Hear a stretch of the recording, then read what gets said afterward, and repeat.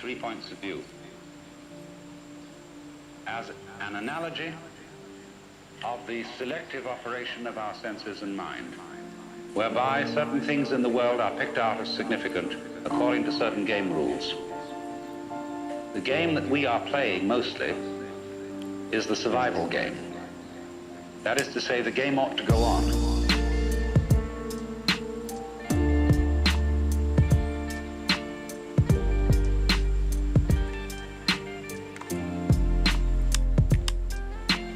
Only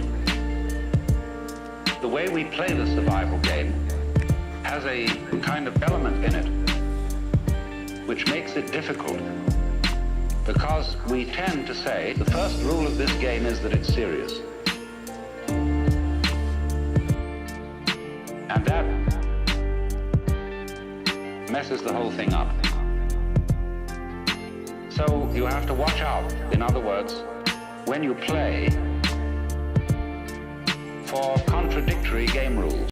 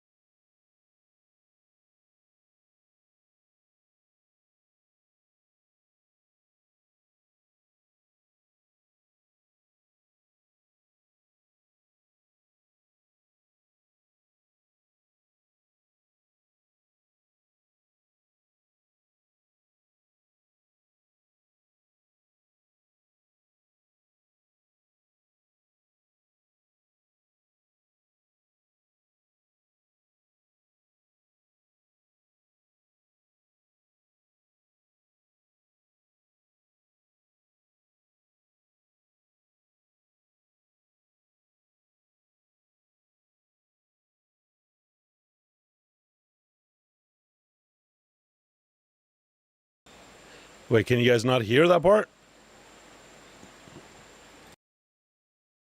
I'll play it and check it myself. One sec. I should always check things. You should be hearing Alan Watts. Let's see.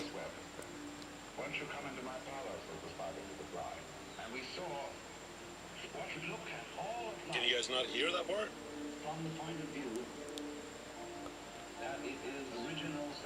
Hilarious. Well, now that you've stared at Alan Watts's picture for the last 20 minutes, I didn't realize you guys couldn't hear it, so I guess the sound is not working on this thing for some reason, so congratulations. We've just stared at a photo for a while. That has probably also allowed everybody to flow in, so this is all going to be cut from the,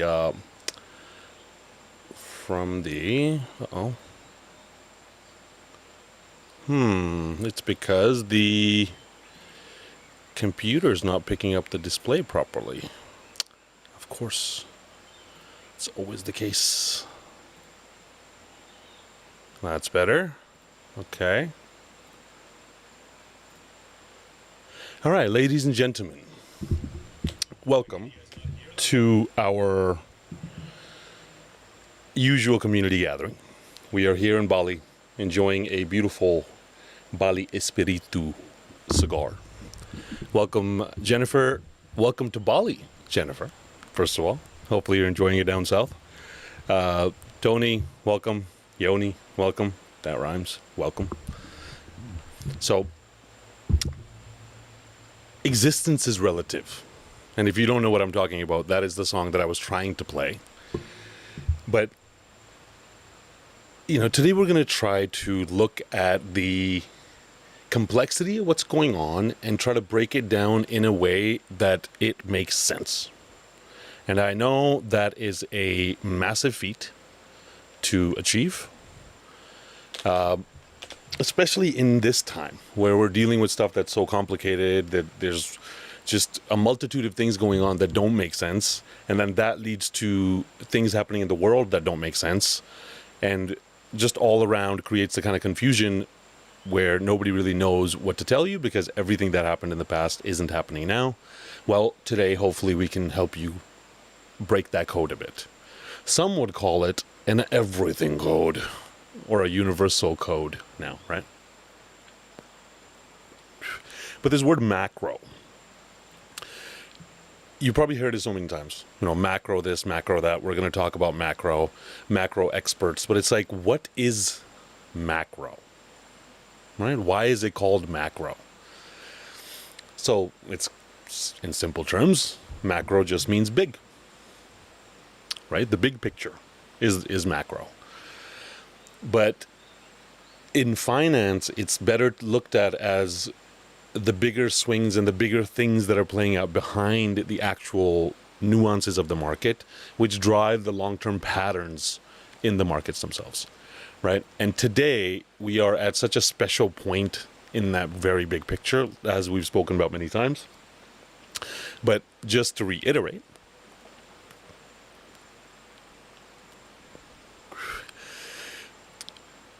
where we are today is a time where there is tons of debt in the world, right? And that debt has been generated from a time of prosperity that existed very recently. Even right now, we are in the most prosperous times ever in history. And let's put this over here. It's okay, you guys will be able to see it. We're living in the most prosperous times in history. And the fact that you are going to receive ungodly amounts of money in your account because somebody somewhere clicked a button is not a coincidence. It's because so much value has been built up in these systems over time, in the history that we've come from, that now debt is infinite in the world, and debt is money, so money is infinite in the world. There's so much money that is looking for the people who understand these dynamics and understand how to play these things. Now, understanding it, we have to zoom out a lot. We have to zoom way, way, way back out. We have to zoom out to levels which most people don't zoom out to ever. That's a key thing. Because a lot of times we have decision bias or recency bias, where we look at what happened now or very recently, and then we project forward that to be the case going forward, or what happened during our lifetimes to be normal, and then we consider that to be what's likely to happen going forward, right? But actually, we're going to zoom all the way out to the 250-year scale, basically, which is effectively saying, my screen is shutting off because it's been sitting out in the sun here in Bali and it's cooked. I cooked one of the chips on it, so it turns off from time to time.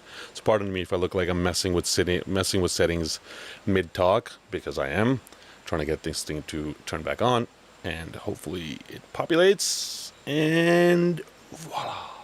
Okay. What were we saying? We have to zoom out to those really, really big cycles, right? We have to zoom all the way out to the 250-year cycles to be able to see the big picture of what's going on, right? So let's see if, no, that's not loading up. This is going to be a headache and a half, actually, now that I think about it. Let's do something different here. Okay. I'm actually going to move. Okay, we're going to do a little bit of technical difficulty stuff right in the middle of this. Pardon me. We got to go here. Switching over the screen. Okay.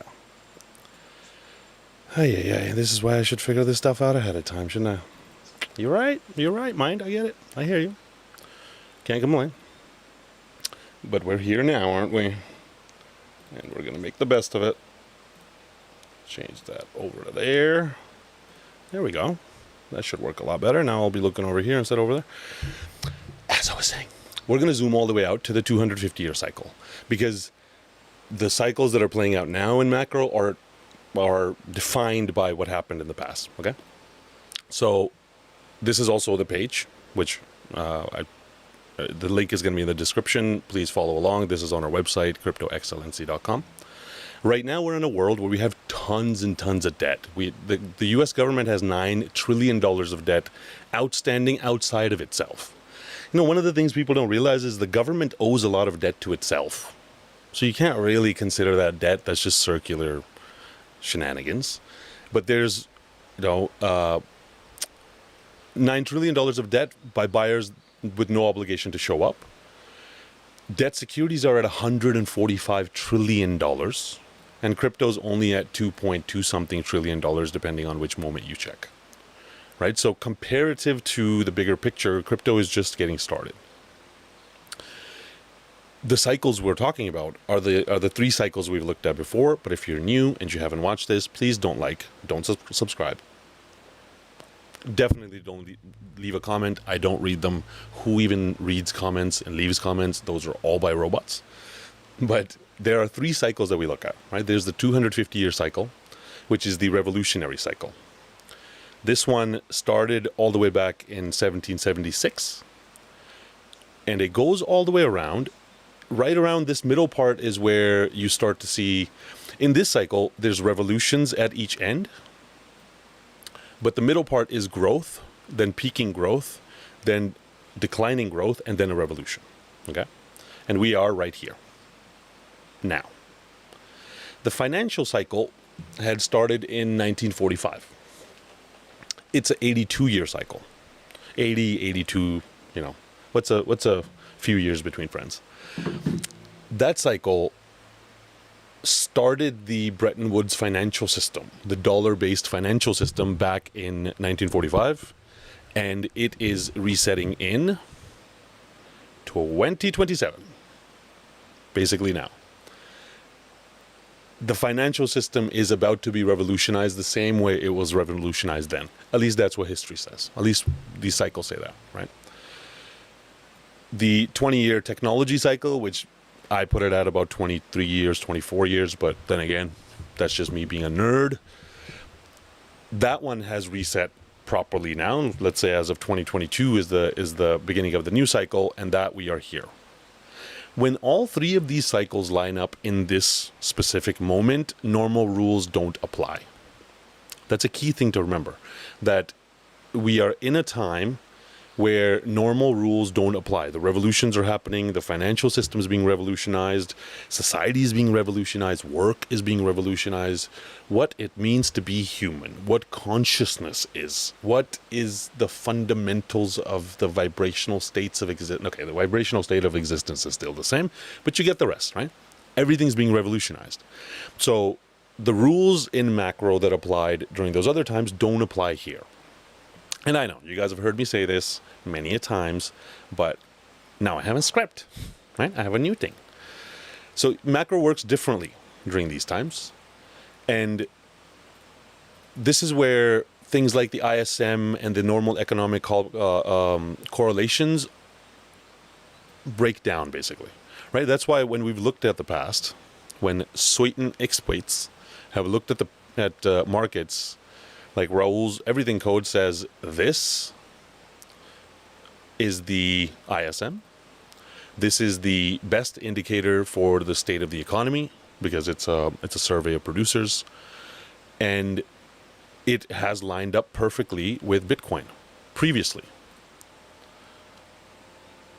when it shows up. Okay, never mind. Bitcoin doesn't want to show up. Never mind. It doesn't line up. Sorry. Lies. I'm just kidding. I don't know why that's not showing up, but it lines up with Bitcoin usually pretty well. Right? This is the... That is the normal correlation. When ISM goes up, Bitcoin goes up. When ISM goes down, Bitcoin goes down. It makes sense. When the economy goes down, people have less money. When the economy goes up, people have more money. But in this time, Bitcoin went off on a run. ISM was down for the longest period we've ever seen. Then Bitcoin started to drop. Economy apparently started to run, yet the economy doesn't feel like it's running. It doesn't feel like it's great. It feels like it's shit, right? So that is where things start to happen, which we've never seen before. So this time is different. That's another key thing they tell you, the experts tell you not to say, but this time is different. This time in history is literally different. And that's literally the way to use the word literally. So there you go. So this correlation is breaking down right now because the economics of how finance works breaks down during these times. Also, right here is where ChatGPT launched. And that's right where Bitcoin took off. That's right where tech stocks took off, AI took off, everything took off. What's going on there, guys? Everything took off. Where to go? Yet the economy has been down. This is the process of the elites, but also just the wealthy, gaining wealth in these times while the average person loses wealth. This is the great taking playing out in black and white, right? So we are in that great taking time, not a time where you would normally consider normal things to happen, right? So going back to this, I'll quiz you guys. Here's a quiz. Please do answer. It's going to take forever to the answer to reach me. But which things do you think happened right now? Did American factories expand while Bitcoin was falling 54%? Did gold go up 21% over 12 months, which is amazing for gold? Or gold ran up multi 100% right before.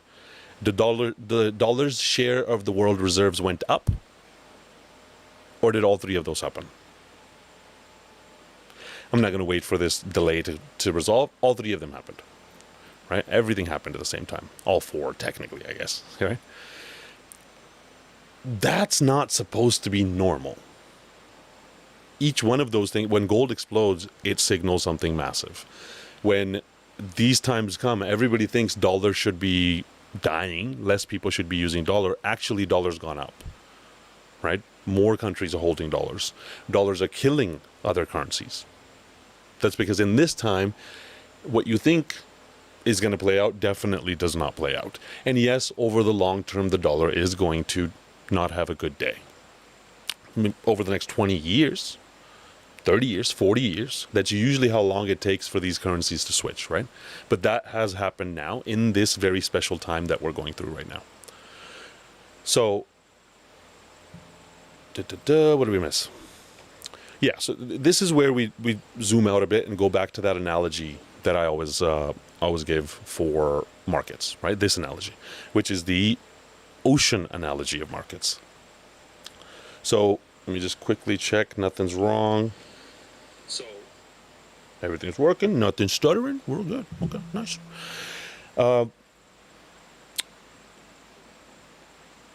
This is how I imagine finance to be. This is actually genuinely how my mental model, one of the lenses that my mental model takes to visualize finance, because the flow of liquidity between different places is a key piece of how to understand these things. So we know that liquidity is called liquidity for a reason, because it flows like water. The largest amount of water, real liquidity, real money, let's say, real value, is sitting in the global debt ocean, right? That's right here. The big ocean has the most amount of water, 346 trillion, give or take a few trillion. What happens inside of the debt markets propagates down as a liquidity wave into the global stock C, which is about half the size. That makes it go up significantly more because same amount of water flowed into half the size C, so the water goes up significantly more. That then propagates through tech stocks and everything, and then gets to the beach and gets to our little puddle here of crypto. And it floods crypto with liquidity. That's why crypto goes insane and crashes. But actually what's happened now is the tail wags the dog, because the derivatives markets are way bigger than the actual markets. Derivatives are paper contracts where you don't actually trade the things, but the point is they're bigger than the actual markets. So, $2.3 trillion of crypto market cap ends up with $85 trillion of activity inside of derivatives because they're traded so quickly, right? Now, in this liquidity propagation mental model, let's say, the size of the pond matters, because the size of the pond determines how volatile things are, right? If you imagine this, a tsunami is going to make the ocean go up a little bit. Like, for example, the 2008 tsunami that happened here made the ocean go up about 20 feet, 10 feet, 10 to 20 feet, and you almost would not have noticed in the ocean itself. But by the time it came and hit our shores, it causes crypto to go up 10x, 20x, 50x, 100x, depending on which degen coin you're holding. It's the size of the pond that matters relative to the liquidity, right?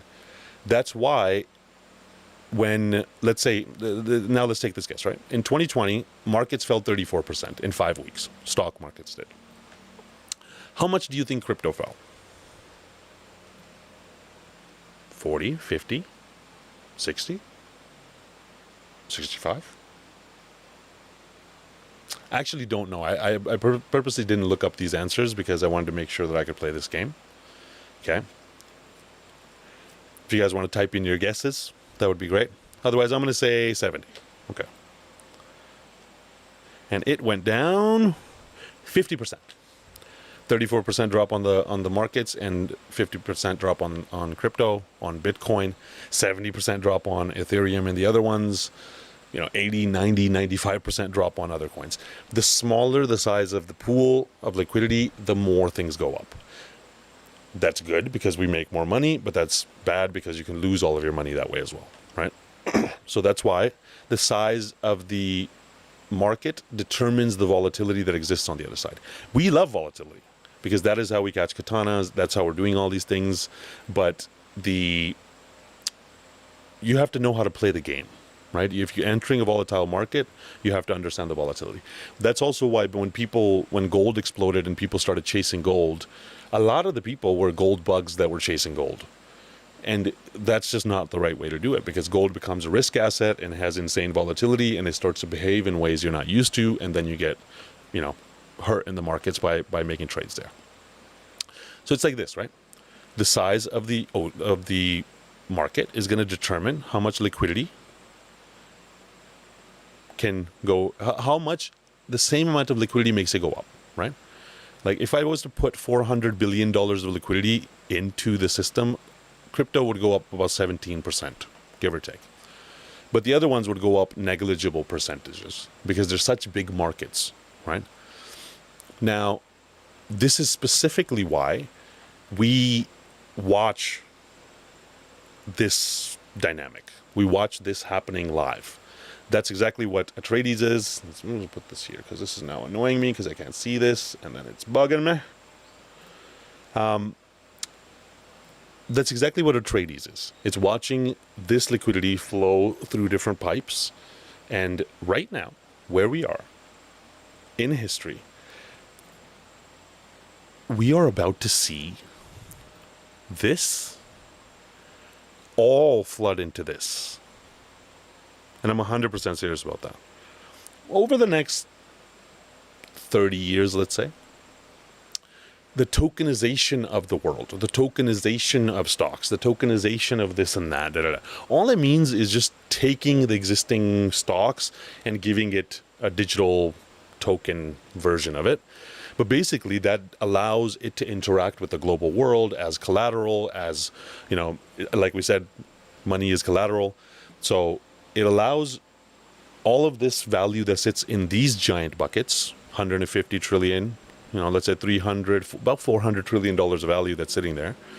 That is all going to flow into crypto. Plus, there's going to be new formats of value created.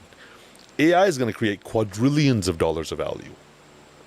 Tokenizing carbon is going to create quadrillions of dollars of value.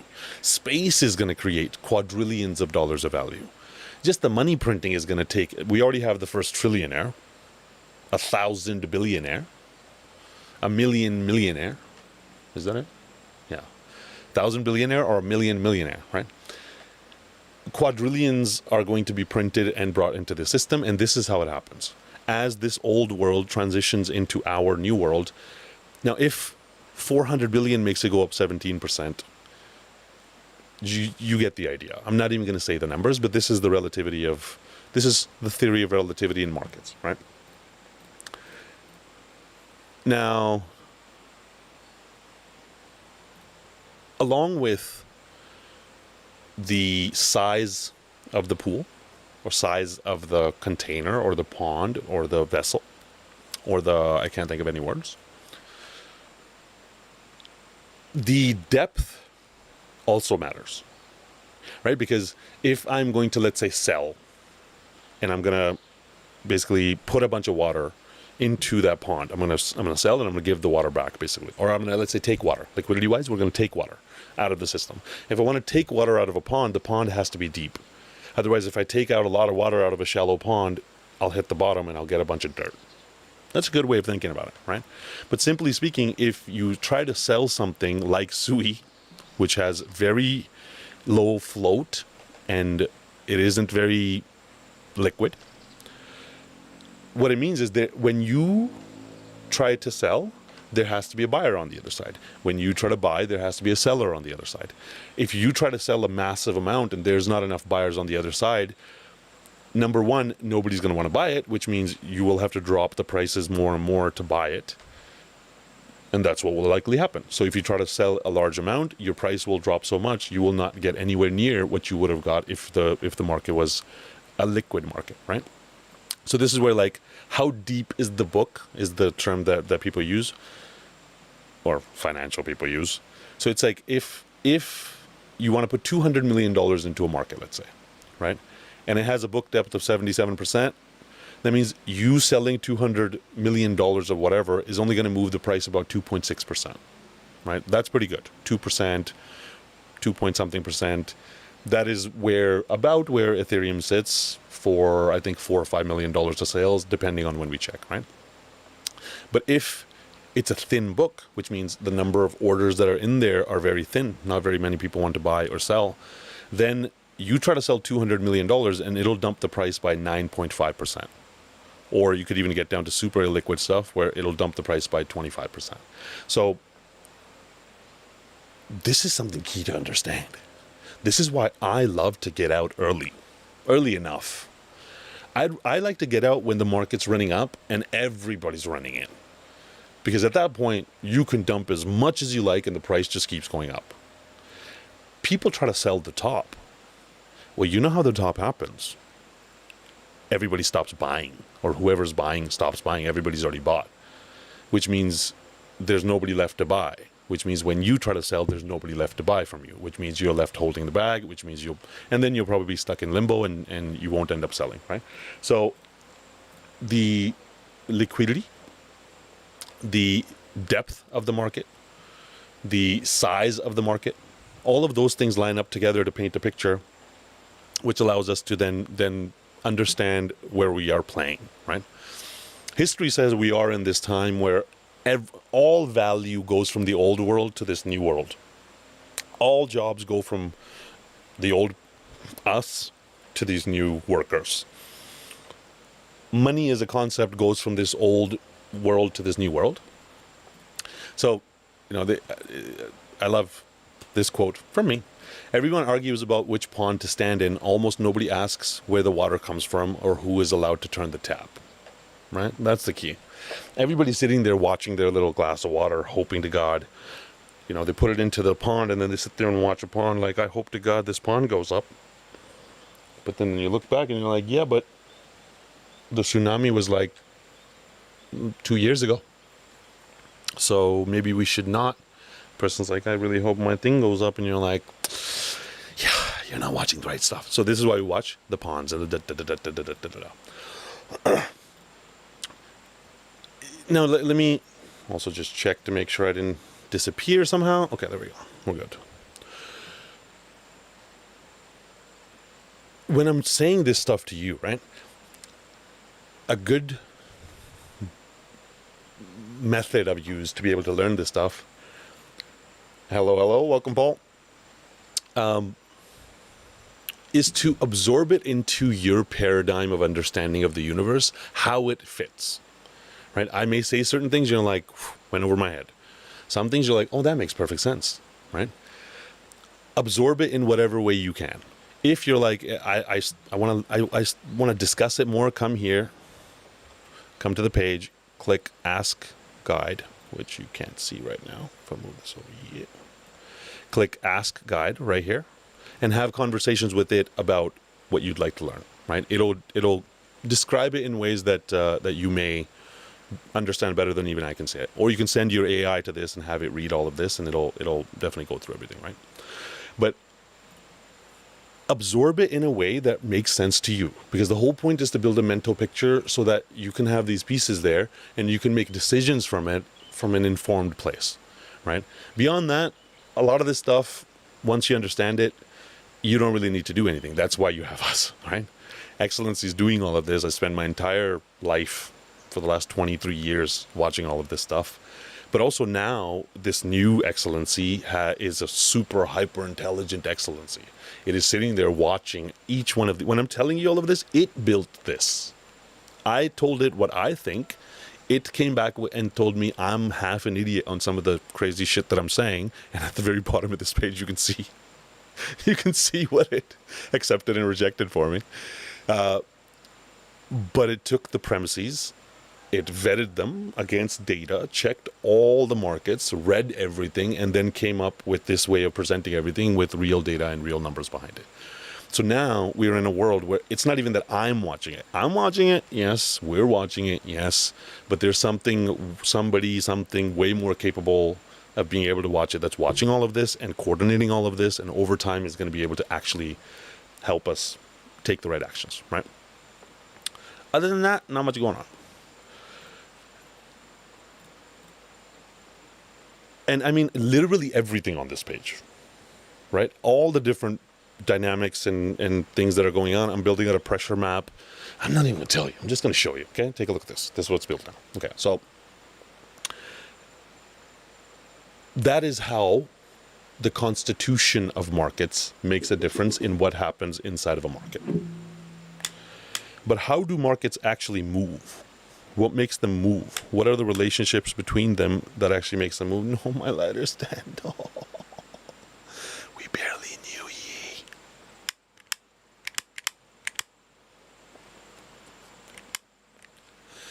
I gotta get some gas. Anyways, how do markets move?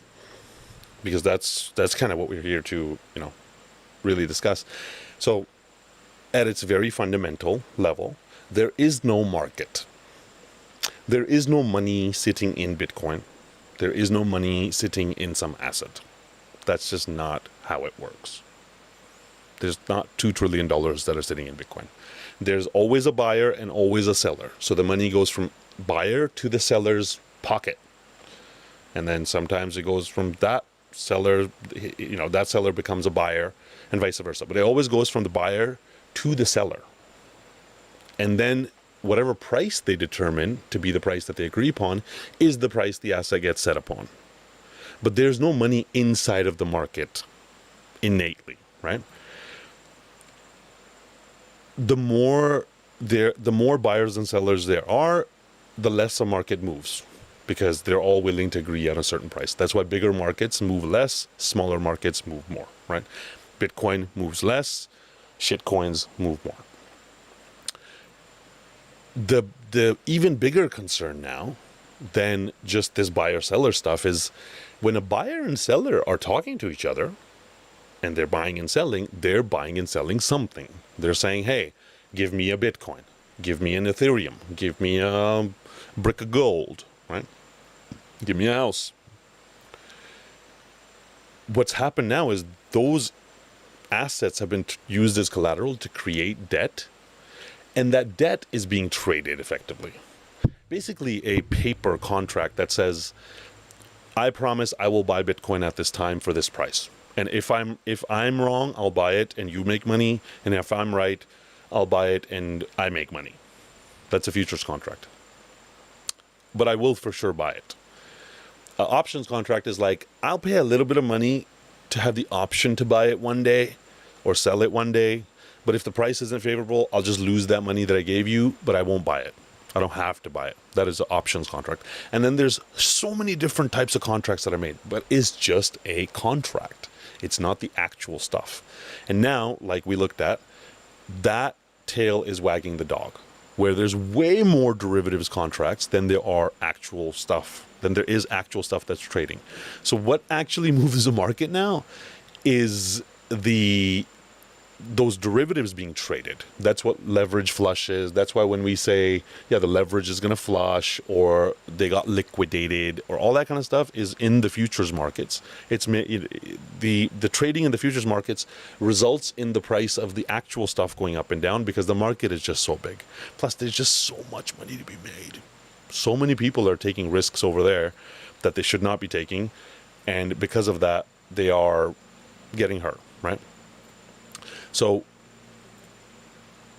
the way you do that is, people, not you, not me, we don't do this stuff. That's how you lose all your money, okay? If it was that easy, we would all be doing it. But the way people do it is they take their collateral over, and depending on the volatility of the asset, you have to give a certain amount of collateral, right? Let's imagine the volatility of the asset is 16%, 17, 18%. That's fine. It goes up 20%, comes down 20%. That's kind of like how stocks have been. In those times, your collateral should hold, right? Let's say you give $100,000, it goes down 20%, but you have only made a bet for 80% of that collateral being used. You can survive. But if the volatility goes up and you get up to like 50% volatility, things can drop 50%. Around that 25%, crypto starts to have issues. Around the 30-35%, equities, stocks start to get liquidated. If things drop, 40-45%, we have some big issues in the rest of the markets, the credit markets. And if we get all the way down to above 50%, even the bond markets have major issues. So that's why bonds are the least volatile, crypto's the most volatile. But that's also where you make the money. Well, you got to pick the volatility, make the money. It's kind of like, in a relationship, people are like, I'll hear men say, man, I just want a calm woman that's peaceful, doesn't give me any trouble.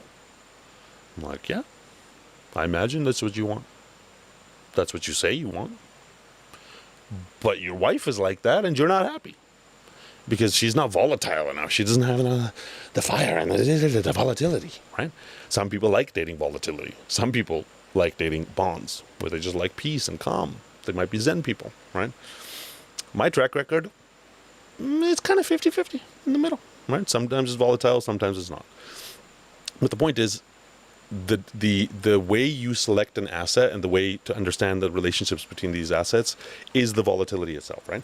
That the derivatives are the tail that's wagging the dog, but the risk there isn't just that you end up somehow messing it up. An event like 1010 wipes people out, for sure.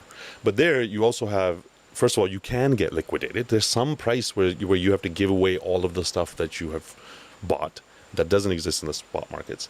But then there's also funding fees, which means one side is paying the other side to hold the trade open. And all of that is making money for the market makers, which means they manipulate that market to make whatever they want to happen, whenever they want to happen. That's why you'll see triple witchings and all these kind of things happen where there's options expiry, futures expiry, all these things at the same time, and you'll see massive moves happen at the same time. It happens on a quarterly basis, usually happens on about a quarterly basis. So for me, I look at that. I'm sitting there watching, okay, who's getting liquidated? How many liquidations are there? Right? We've looked at the predator leverage metric. How is all of that going? Which gives us a clear signal that all of this stuff is kicking off in a massive way. When there's liquidations happening massively in the futures markets and that leverage gets flushed out fully, then there's nobody left to steal money from because the spot market or the actual market has already dropped, right? So watching that is a key piece it's an early warning sign, but it's also kind of one of the final warning signs that tells you, hey, all of this is done and we're kind of done with holding. Now, one of the big concerns that we're looking at today is the bond yields. Because underlying all of this stuff, like we had said, behind all of this liquidity is actually just the global debt ocean, which you can understand as bonds. When this traditional derivative system implodes, which is going to, it's a house of cards, that is going to be the proper end of the great taking. Right now, what's happening is wealth is flowing from the people who are sitting in bonds, in these safe assets, to the people who are sitting in the riskier assets. It's flowing from this ocean into the people who are taking the risks out here in the derivative markets. It's flowing down to people who are taking the risks in the stock markets, and it's flowing down to people who are taking the risks in the crypto markets. The four people who are making money there, yours truly included. But a key concern is this.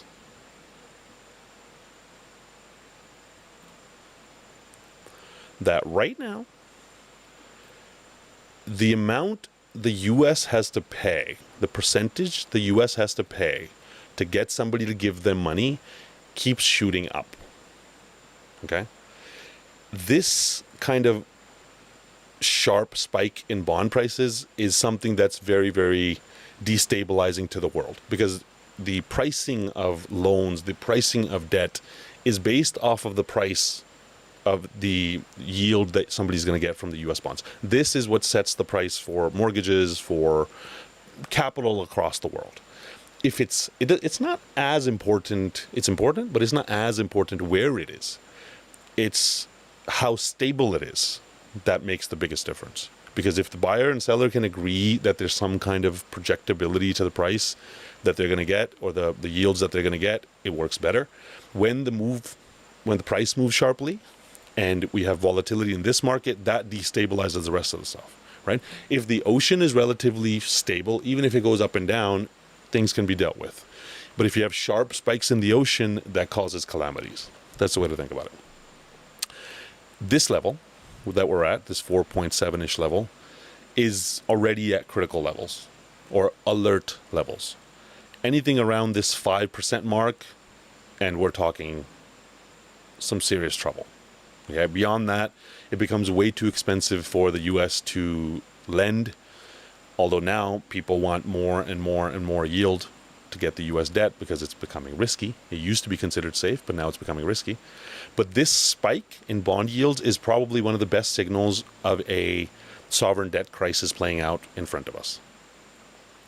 It doesn't mean that like it shoots up, it signals a sovereign debt crisis and the US goes bankrupt. No, that's not what I'm saying. Maybe Japan has issues. Maybe Iran melts down. There's probably other countries that'll have issues because they also depend on this yield. But the US is not going to die tomorrow. When I say a sovereign debt crisis, all I mean is a katana. All I mean is a katana, right? That it would be some kind of sharp move that we would benefit from. We would jump for joy. It would be fantastic. Nobody's going to complain, right? But I've been watching this like a hawk. The sharper this goes up, the more of a signal it is. The worse this gets, the better it is for us. The way we look at it is the move index, right? This is how we actually normally perceive it. So the last time when it actually went to that insane level was here, right? We had 100% run in 2023, and what was crypto doing at the time? Not having the best of days, to be honest. Same thing now here. We had a correction here. We had a massive, this was a Trump crash. That was a correction here. So when these spikes happen, the move index, which is a representation of the speed that bonds move at, gives us a fantastic signal. That's why we watch it, right?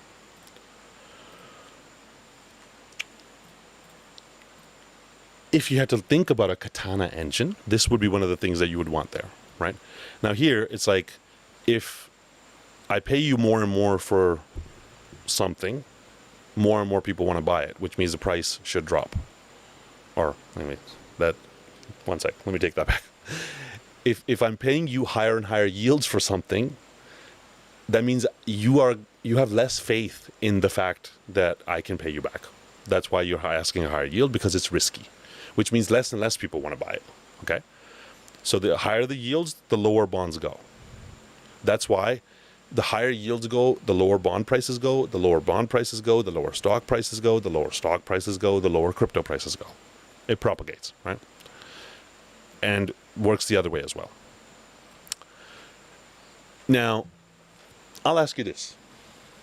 Just in your mind, if I tell you today that you have $25 billion and you're going to give it to me for 30 years, I'm the US, you're going to give it to me for 30 years, what's the yield you would ask for in today's world? Because in the previous world, you could take 3%, 4%, and compound that over 30 years, and you get insane returns. 4% compounded over 30 years turns into a ton of money. Plus, it's given to a government, which is the basis of money, so it's the safest place to keep money. That was the thought process. In today's world, inflation is like realistically 5%. Then you have money printing at about 8 to 10%. So you're looking at 11, 12, 15% expansion, basically inflation. So if you're making 4.5%, you're losing 10% in purchasing power, right? Now, in calm periods, I would be happy to take something like 3.8. Yeah, see? Stop out yield, 4.42. Okay? Nervous times, I would want like 4.5. There you go. Boom, hit it again. Again, I have not played with this. When there's like no buyers in the thing, I want max. Right? I want like, let's say here. And there you go. I wouldn't be able to buy it at that time. So this is how that dynamic works, and this is what's playing out right now. More and more risk is being added into this system because we're at this pivotal point. More and more people are fleeing the US, more and more governments are selling the US as debt, yet the dollar is still going up. That's just how it works. Yeah. But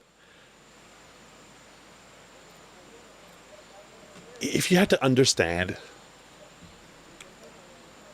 kind of what's going to happen going forward, all you have to do is look at what happened the previous times. And actually, I digress. That's going to be a whole different tangent. Let's continue with the script because I know this is going to end up somewhere else. Just looking at what's happened in recent history, recent enough history, we can actually correlate movements between assets. Now we understand bonds are over here. There's this like debt paper that gets issued. It's a promise, and you got to pay a percentage to do it. Cool. Then people take that money, and they take the bonds, and use it as collateral, and borrow against it, and use that money to go and buy stocks, let's say. And then the stocks go up a certain amount, and then what the smart money does is take those stocks, not sell them, leverage them, borrow against those, and go buy crypto. But when the crypto unwinds, when the crypto goes to shit, they lose that money, which means they lose the stocks, and once they lose the stocks, they lose that money, which means they lose their bonds, right? But that relationship between the three of them takes some time to happen. That's why when there's liquidity in bonds, it takes time to flow to the other side because humans are behind it. So there's all these relationships between these different asset classes that are very, very key to understand. You guys have already heard the relationship between liquidity and crypto, which I'm sure has been repeated 1,000 times. So nothing in this machine happens at the same time. Everything in it happens in the same order. That's a beautiful way of putting it. So this is the bond volatility stuff that we were looking at. That, let's say the move index, when it's up here around that 150 mark, that's when the gilt crisis happened in the UK. That's when the retirements of the retirees in the UK almost went bankrupt. They almost lost everything. They were like teetering on the edge. In COVID, it went to 164. You know how that was. Silicon Valley Bank collapse, 182. And in 2008, went all the way up to 264. And it will go back up there at some time. For me, I like the alarm to fire somewhere around here. I mean, my alarms, again, are firing all the time because I'm watching it all the time. But if I had to look away, I would look for that 150-ish range to be the moment where I say, okay, now some kind of panic has happened, so on and so forth. Now, again, right here was the previous crash, and that was 115. Right here was the Trump crash, and that was 140. So it's not just that there's some magical number that you can set to do it, but again, this is just a class. This isn't about just blanket copying everything. Okay. this is the instrument I watch for the katana. One of the instruments. Uncontrolled year spike is the best single signal. Blah blah blah blah blah. You've already heard that. But now knowing all of these things, here's a little bit of a katana watch dashboard. Right? People tell me, hey, build the tool to watch the katana. Well, here's one version of it. Right? Bond volatility right now is pretty normal, not the worst. When it gets super elevated, that's a huge, huge signal towards the katana. The VIX reads normal right now. Sometimes the VIX popping causes the katana. Sometimes the VIX popping doesn't cause a katana. Right now, the VIX is not saying that there's a katana, but when it's low, it also means it's likely to shoot up. So take that for what you may. The yields are elevated right now. US 10-year bond yields are elevated. So it's in that yellow zone. The curve between the 2-year and the 10-year is in the yellow zone, right? Watch zone. The dollar is going up right now, and the dollar is likely to go up a lot. The dollar's killing off all the other currencies, and it's likely to continue that. But the dollar right now, at the higher it goes, the more it dumps other assets, because when dollar's going up, somebody's buying dollars and selling something else. So makes sense. Right now, dollar's in the alert zone. The yen and the dollar are properly in the alert zone. So this I would even make orange rather than red. Now, the things that are concerning are that MicroStrategy's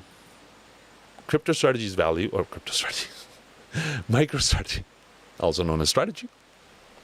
Strategy's value against its Bitcoin is lower than what the Bitcoin is worth. So it's only 0.77 x what the actual Bitcoin is worth. It's called MNAV, MNAV. That's a big concern. Especially for crypto, that's a big concern. Because if smart money is not paying what the Bitcoin inside of Strategy is valued at, that means they don't have faith that it's going to go up, which means it's probably going to go down, right? And this is one of the reasons why they're having issues, and we're going to look into a few of these things. Actually, let's just look at it right now, because it's come up. I think it's somewhere here, but whatever. Look at this. Bitcoin has, had, let's say from that February low that I put in, it had a pretty decent run, then it had a pullback, then it's been, putting in some level of upticking action. It's above this level right now. It seems like it's putting up a fight enough to those people who don't know how to look at it properly, but you can see it goes up sometimes. But Strategy found that low, made a little uptick, came down, and then look what it's doing now. It ain't going up. It's not following along with Bitcoin. Bitcoin's going up. It's not. It's well below that level. It's fighting in a zone. That means somebody tries to buy it and push it up, somebody sells it. Somebody tries to buy it and push it up, somebody sells it. And there's more people selling than there are Bitcoin. That's a key signal. When you combine that with this, which is their derivative, right? The same way we said people take Bitcoin and turn it into paper contracts, they've taken Strategy and turned it into a paper contract called Stretch and Strike and Strife and a whole bunch of different ones. But this Stretch one is actually the one that's the riskiest, because they have to pay, I think, 12% a year yield for people to hold this, and it's supposed to be at $1. It's supposed to be like a stable coin. It went all the way down to 71, and now it's been trying to fight back, but it can't. That's a huge signal that there isn't trust in this thing from the market. I wouldn't be surprised if this shoots all the way down to 50, 40. I mean, these things can go down to zero. If Strategy was to go properly bankrupt, this would go to zero. Now, that's us not watching the pond. That's us watching our, for lack of a better word, same colored water in the ocean, in the stock ocean, and watching that. That's giving us a better signal of what's going to happen to our pond, rather than watching the pond, right? That's why we watch it. That's why it's on my list here. Now, when you see one asset move, there's a difference in time. There's a delay between one moving and the other one moving. Sometimes months, sometimes a year, sometimes moments, right? For example, like Strategy and Bitcoin are supposed to move in parallel. That's why I'm saying it's odd that it's not, because they are supposed to move nearly identically. There are times when they diverge significantly, right? Here, strategy started to go down all the way back in July, which was a huge signal, right? This is also why I started to say, hey, we've put in a top. Strategy was dumping the whole time while everybody was thinking, here we go, here we go, here we go. And then the 10-10 crash happens right here, and boom. Everything falls off of a cliff. Then Bitcoin catches up to strategy, and you get the idea. There's synchronicity and synergy. Look at how perfectly it was moving up in the actual bull run. And so strategy topped out right here in 2024, November of 2024. So it already signaled that the top was coming, right? Going forward, this kind of signal is very useful to us, and that's how I follow along with it. But also now, it going down first tells me Bitcoin's going to go down. Pretty simple-y. This stretch not being at $1 tells me Bitcoin's likely to go down, right? Yield spiking, which means bonds go down, it tells me they're likely to go down. The stock market topping out the way that it is, especially when you look at it from a historical perspective like that, likely to go down, right? AI's topping out. There's so many of those things happening that are all leaning towards one direction and telling us, okay, it's likely to go down. The liquidity, the water in our ocean has been bleeding out the whole time. It's likely to go down. Well, gold usually moves early. What's gold doing? Likely to go down. You know, silver is a pretty good signal, likely to go down. Oil did its thing. Well, oil isn't being oil. Right? Doesn't really tell us much. We're going to look at these relationships right now. But that relationship has a delay of sorts. Liquidity has about usually, take that with a big grain of salt, usually. Liquidity has like that 6 to 9 month delay behind it. Depends on when you're looking at it. It could be 3 months to 9 months, depends on when the liquidity is moving. Let's see how liquidity has lined up with Bitcoin. I know how hilarious this is going to be, but let's just look at it. If you just had to look at base liquidity without any kind of funkiness on top, kind of funky stuff going on, this has been the relationship of liquidity to Bitcoin for the longest time, right? Liquidity would go up, Bitcoin would go up. Liquidity would go sideways, Bitcoin goes down or sideways. Goes up, down, down, up, up. But then now liquidity has gone one way and Bitcoin has gone completely another way. Okay? Stocks have followed along with liquidity. Bitcoin has not. Why? People ask why. Answer is, I don't know. Neither does anybody else. It's not like liquidity calls me and goes, are you awake? I just wanted to say, I'm going in one direction and Bitcoin's going in another direction. And I just want to confide in you, and nobody fucking knows. We're all just guessing, okay? But here's my best guess. In history, whenever we are at this time, the job of the system is to convince you not to buy the thing that you're supposed to buy, because then you win. In Weimar Republic, Germany, they did their best to not let the public buy gold at the time when the hyperinflation was happening, where the mark went from single digits in 1913 to a trillion in 1924. In 1930s, the US went, you shall bring all of your gold to us. Thank you so much. Right?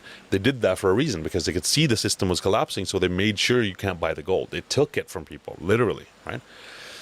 So in today's world, the goal is to convince you to not buy the thing that you should be buying, the thing that is going to be the base layer of the future financial system. Back here, when none of this was obvious the way that it is now, nobody wanted to buy Bitcoin. Up here, when it was way too expensive, everybody wanted to buy it.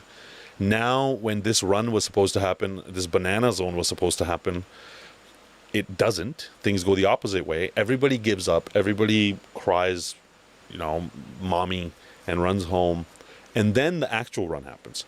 Everybody goes over and buys stocks. Everybody goes over and buys NASDAQ, because look at that run. Look at how perfect that's been. Okay? Now, if liquidity is correct, we should just chop sideways until 2027. According to this, okay? Now, where was the other one? NASDAQ, yeah, right here. This is what has happened in history with NASDAQ. This was the dot-com crash. So I wouldn't be surprised if we go down and chop around sideways for some time, but that is basically liquidity telling you it's putting in a top. But on the other side, liquidity is going to shoot off, because it always does, because more and more liquidity is required to run the system. And tech stocks should have a terrible day until 2028. Again, if history plays out the way history has, history rhymes from time to times, all the way until, let's say, 2029 would be the bleeding out of this old world. Now, what's happening to tech stocks? Most technology is dead now. I build my own technology. I don't need any of the systems that were built out there. SaaS, SMAS, consultants, web developers, fuck off. We don't need any of them anymore. So what do you think is going to happen to all the technology that's built up to these big things? Sure, there will be a few winners like SpaceX, but it's likely that liquidity shoots off and this starts to dump, and that same divergence that's happening between Bitcoin and liquidity happens on these ones. Now, liquidity means this is the wave in the ocean that has risen up so high and so fast. It has gone from 10,000 to 30,000 in 3 years. It's tripled in its size. That's a giant tsunami that has risen up. When that bleeds, it's going to bleed into crypto. Because what crypto is doing, let me add another line just to make it fun. What crypto is doing, it is dumping. So when it's cheap, the expensive stuff flows into the cheap asset, right? And at that point, crypto will catch up to liquidity and stocks won't. But people will refuse to believe it the same way people have refused to believe that Bitcoin had topped out and crypto had topped out. People to this day refuse to believe that the great taking is happening, that there's a top, that any of this happens. People are people and they will always react like that. But the point is, liquidity has a relationship with a few month delay. And actually, give me 1 second. I want to grab some water, like my tummy.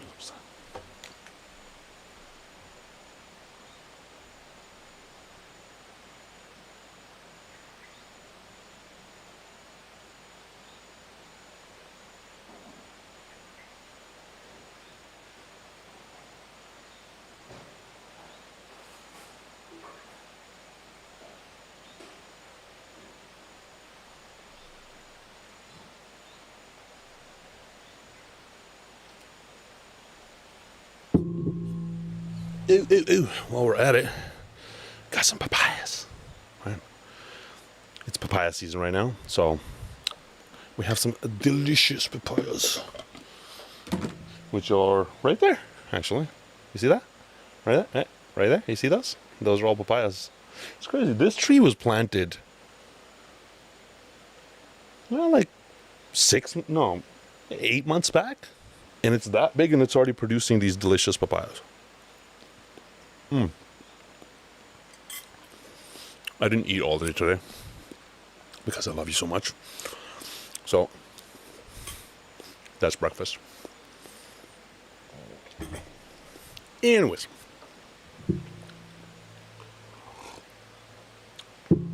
the relationship between assets has a delay. Liquidity has this delay. Sometimes it has this bifurcation. But liquidity tends to have this 3 to 9 month delay, somewhere around there. Gold tends to have around a 10 to 12 month delay, let's say a 9 to 12 month delay. Dollar tends to be inverse. So dollar basically, when dollar goes up, when somebody's buying dollars and saving in dollars, then they must be selling something, and vice versa. That tends to be inverse almost perfectly, but with a 3 month delay. Again, this shifts around, but just some ideas, right? NASDAQ moves pretty much in sync, like the Backstreet Boys. I'm pretty sure those were two different, whatever. Don't think about it too much. Semiconductors, which is tech, almost perfectly in sync. The ISM is supposed to move with a few months delay, 3, 4, 5 months delay. That is breaking down. Oil is supposed to move close enough, but again, this is a special time.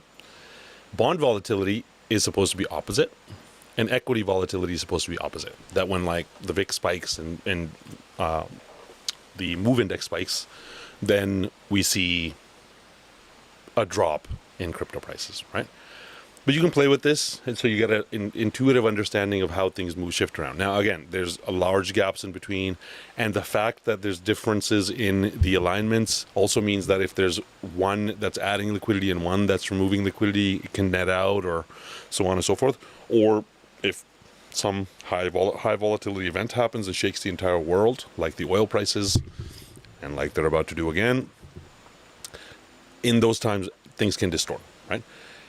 But that's why we watch all of these things with certain delays on them. That's why you'll notice, okay, I just looked at liquidity. I also here have gold, which I layer on top of our data. Okay, now let's just check this, okay? It said gold. The correlation basically peaks around that 10-month mark. Okay, let's go to gold. Let's set a 10-month delay. Offset. Okay, so this is where you could say that the prices are the most aligned. Now, throughout history, right? This shifts forward and backwards, and things can happen at different times. But if you looked at all of the history of gold and all the history of Bitcoin, this is where things align the most. That, you can see it. Sometimes it aligns, sometimes it kind of goes out of tune, but on the whole, it is pretty aligned. Now, that was perfectly fine until right about here, where gold was going up, Bitcoin was going up. Gold would go up, Bitcoin would go up, gold would take a break, Bitcoin would take a break with a 10-month delay. Up, and then from here, 1010 was the beginning of something entirely different. That was an artificial event that was caused to cause all of this to happen, and basically the market is being pushed in this way. Otherwise, you're telling me institutions are buying, hedge funds are buying, countries are buying, people are buying, world's melting down, everything's happening the way that the Bitcoiners said, and it's going down. No, it's being pushed down. But that correlation at some point catches up, and then when it properly does, as you can see, Bitcoin outruns gold, crypto outruns gold by a long shot. But gold has now signaled that yes, by let's say end of, let's not put any timelines on this, okay? Because this is clearly out of order right now. But gold right now is saying with this delay that end of 2026 is where gold peaks until, and then it goes down. Now, a key thing to also consider here, this correlation is great when gold is a safe haven asset, which is all back here, right? Gold is a safe haven asset. From here, let's even say from here, I would have to say from right there, which is, well, of course, because right now there's a delay. Let's pull up the gold chart. So gold was a safe haven asset here, right? That's how safe haven assets perform. They're relatively stable. From this moment, October of 2023, gold has become a risk asset because gold has done that. And that's not how gold is supposed to move. When gold becomes a risk asset, all correlations break down. Gold starts to move like stocks, even though normally they move in inverse. Until gold returns back to a safe haven asset, the relationships can be broken down, should be broken down. So basically, gold has started to chase what stocks were doing, and that's why gold has completely diverged from where crypto's going, because stocks have also diverged from where crypto's going. But that's the idea, that there's this delay between these different assets, and we can watch them going. If dollar goes up, that tells us that's downward pressure on Bitcoin. If tech stocks go up, normally there's upside pressure, but this time I have this new thesis that there's this great taking and the reset happening, therefore there are these bifurcations and divergences that are happening, and the fact that Bitcoin has gone down and stocks have gone up, when then stocks go down, I would expect Bitcoin and crypto to go up, so on and so forth. The key one that we have to watch right now is oil. Because oil has done this very specific thing, right? It's artificial, first of all. But oil has had this explosion, which froze the world when it comes to energy and all the stuff. It hung out there for some time. Oil hit critical levels, caused destabilization in countries, hung out there for some time, and then dropped and made everybody think everything's fine. But from this point onwards, countries started releasing emergency reserves of oil. China has over 1 billion barrels of oil in its reserves, plus it uses its economy as a reserve. And China stopped buying gold, oil right away. Even the one that they needed to import, they stopped buying. They reduced it so much that this trick that they were trying to play upon the world and collapse the world economy, it didn't. I don't want to say it didn't work, but that kind of balanced it out. The need for oil went down, so the prices didn't go that crazy. The prices didn't go that crazy. This is with China reducing buying. Okay? The US and all these other countries, the ones that have reserves, started to release from their reserves. Around July, those reserves started to hit critical levels, and around October, US's reserves hit basically zero. Zero in the sense that you can't take out anymore, otherwise refineries can't work. Most countries don't even have those reserves. Sri Lanka, Bhutan, all these countries, they don't have those reserves. That's why they're in blackout state right now. Cuba is blacked out. Many of these countries are fully blacked out. This drop was a fake out, according to the way I see the world. Now we're seeing the next step. Now, the way I see it, we should see a further spike that causes another highly volatile event that finishes this whole process off. Because when oil gets closer to that 200 mark, even above this 140 mark, that's when we completely have to halt the world's economy, because it's just not viable to run the thing. My prediction, if I had to make one, is that oil lockdowns are probably the next set of lockdowns that are coming. October wouldn't be a bad time for that to hit. No, wouldn't be a bad time. It's always a bad time for lockdowns, right? But I mean, October is what history now says should happen, or at least the data now says should happen. That those lags and delays are caused because some people move quickly, right? Market makers move within minutes. Quant funds move within hours. Retail people move within days.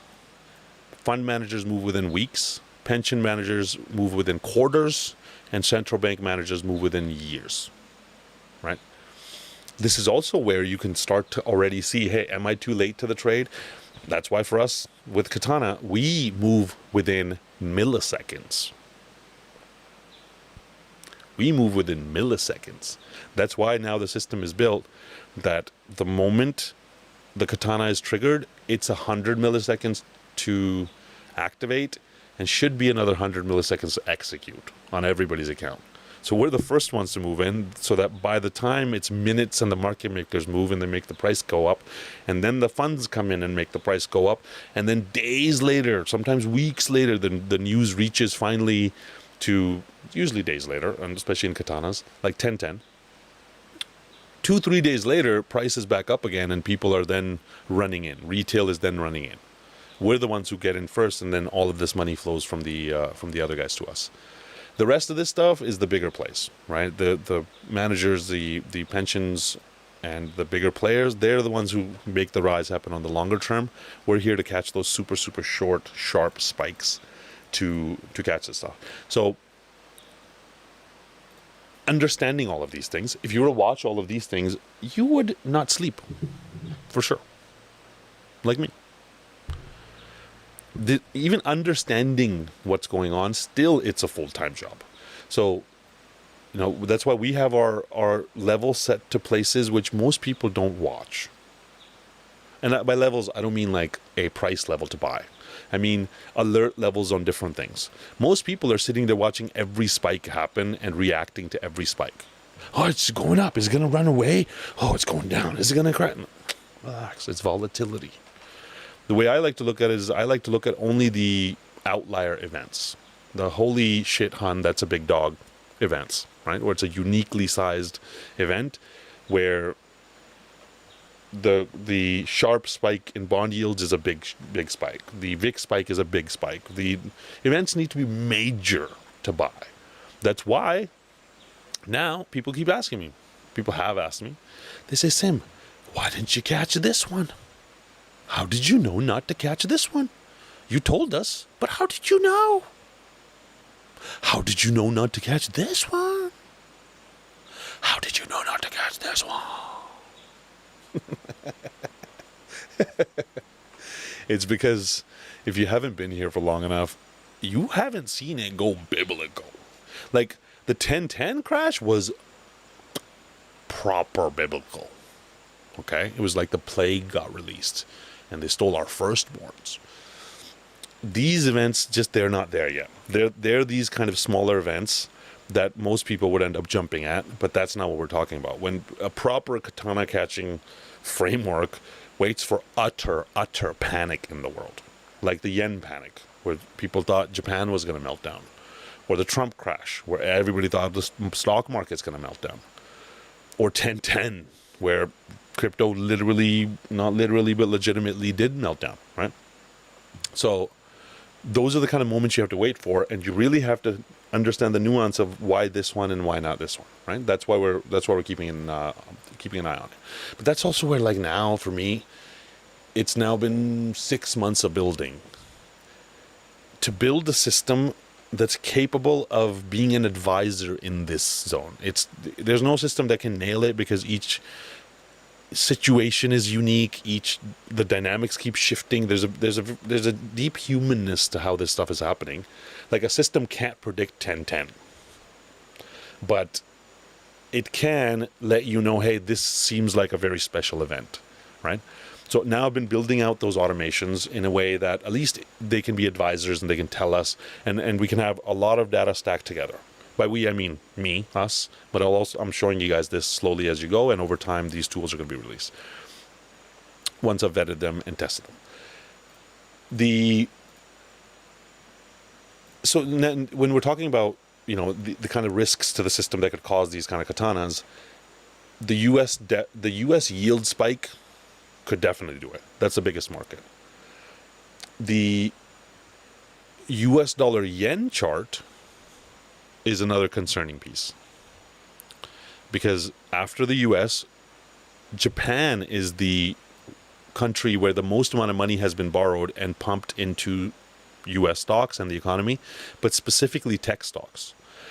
When they borrowed from the Central Bank of Japan, the rates were basically zero. So people could borrow as much as they like, unlimited amounts of money effectively, and you could get a lot of dollars for your yen, which means you borrow for basically free, take your yen, go and buy dollars with it, and you could get a lot of dollars. And then you take those dollars, put it into the stock market or a money market fund or somewhere where you make a decent percentage and you keep the split. The Japanese yen has fallen against the dollar immensely now. Now you don't get very many dollars for your yen, or now you get a lot of yen for your dollar, is the right way to say it. So that means if my debt is in yen and I have to pay back in yen, and I get less and less yen for my dollars, that means I have to make more and more dollars to actually be able to keep up with what's going on, right? That worked for a long time, but that's running out now. Right now, the yen against the dollar has fallen to a level that we have not seen since 1989, right? That's saying something special. This was the yen panic right here last time. Right there was the yen panic. It was actually June, July, August 2024. So yeah, basically once it bounced off of this, that was the yen panic itself. But now it's getting to critical levels. This could be a huge sign that Japan is going to melt down. If Japan melts down, that's going to be a beautiful katana. Let's see how this happens. Sovereign debt crises are part of this journey. I would not be surprised if something like that happens. Does that mean Japan disappears? No, that just means there's a sharp repricing of assets. That's another key thing. There's sharp repricing of assets during these times. There's sharp repricings. Sharp repricings. Wait, let me a little bit. Repricings of assets. And I mean, Just you go from $56 to $120 like that, right? I could just show you them all day. The tech stocks, semiconductors, sharp repricing in assets. So the same thing is going to play out in crypto. If gold is doing it, everything else is doing it. The same thing's going to play out there. But the Japanese yen is telling us there could be a sharp repricing in Japanese assets, which would completely destabilize the currencies and the countries, basically.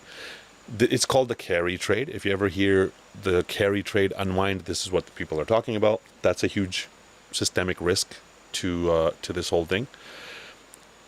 A systemic risk and a tailwind right now is AI. Because so much money has flowed into the AI trade, like I was just showing you, it is topping out. Kimi just came out and completely took the wind out of their sails. And pretty soon we're going to start to see more and more Chinese models that are going to prove that this $1 trillion company and this $20 billion company are producing equivalent products. Effectively, the $20 billion Kimi company is producing a better product. That means the $1 trillion company is not worth it, which means they fall off of a cliff. Which means Google falls off of a cliff, OpenAI, all of them fall off of a cliff. But they fall off of a cliff means money goes somewhere else. So when AI trade bleeds, crypto goes up. When crypto bled, AI trade went up. Makes perfect sense. That teeter-totter is one of the biggest risks and one of the best tailwinds, because that risk-taking behavior that went to the AI space is going to come back around again. ETA 2027. The dollar will kill other currencies. The dollar almost had the euro became equal to the dollar. I think it went below the dollar a little bit in 2022. The pound became almost equal to the dollar. Maybe it even became equal to the dollar during the gilt crisis. I think it did. We have charts. Why don't you just pull it up, Sim? You know, you're on a computer. Well, listen, sometimes I like to talk to myself, and I feel like you're not respecting that. Okay. In 2022, the pound and the dollar were almost equivalent. This is after the pound used to be worth, 1 point, you know the history here. Like the pound used to be worth so much more, $2 back in the day. And it went all the way down to parity, which means the dollar killed the pound, is how you would say that, right? The pound dropped against the dollar to the point where you could only get one to one. Euro. Remember euro? I remember telling all my people, hey, you should sell your euros. And they were like, you're crazy. And I was like, I know. But why are we talking about that? I'm talking about the dollars and the euros. The euro went down to 96 cents against the dollar and has been dying consistently. So does this look like the dollar's going to die? No, it looks like the euro's going to die. Looks like the pound's going to die. It looks like the rupiah. This is the inverse version of it, but it's the same thing. The rupiah has completely melted down against the dollar. It was 8,000 back here in 2011. Now it's 18,000, right? The currencies are melting down against the dollar. So the dollar is going to kill other things. Bitcoin did not go down. The dollar killed Bitcoin for this time. The best asset to sit in was dollars. That's why we've been sitting in it, right? That's why we've been sitting in dollars here, or most of us, or a lot of us are in these Asian countries and other places, and we're making money using this stuff. But the dollar is a risk in that it's going to kill a lot of the other currencies. In the killing of those other currencies, that value then flows over to the dollar to try to stay safe. And then that dollar value flows into crypto. Then when the dollar goes down, those currencies go up against the dollar, which means it's cheaper for those currencies to buy assets like crypto, which then also flows into crypto through those currencies. So on both sides, this is actually beneficial for crypto and Bitcoin and all this stuff. Also because the dollar needs crypto. Right now, stablecoins are one of the last means for the U.S. government to be able to sell their debt, and they're going to sell trillions and quadrillions of dollars of trillions of dollars of their debt to us, right? Okay, Japan's a risk. Let's see. Bonds are a risk. Let's see. Dollar's a risk and not. Cool, cool, cool, cool. Oil is a massive risk. Hopefully that goes off. It's about to hit in October. And when that happens, like, okay, so first of all, this is how you can visualize how the other currencies are tied to the dollar. When the dollar drops, the other currencies strengthen because you can get more dollars for those currencies. But when the dollar strengthens and goes around this 110, 120 mark, it really weakens those currencies a lot, right? Depending on which currency, it weakens it more and more. So the euro, the Japanese yen, the Korean won, or the British pound, those are pretty strong currencies, so they all go down, but they're not at risk of collapse. I don't even know what these other currencies are. The ZAR and the TRY probably melts down. Sovereign debt crises happened during that time. The Brazilian real, the Chinese yen, and the Indian rupiah will have a lot of problems and trouble during those times. So now the dollar is likely to go to around 120, according to the way that I'm seeing it. And during that time, it's going to cause a lot of stress on all these other assets. So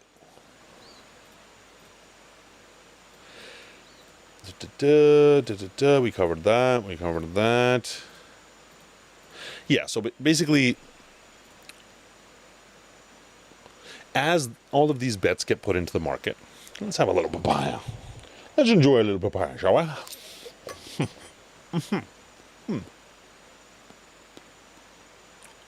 That is genuinely a delicious papaya. What are you guys asking over here?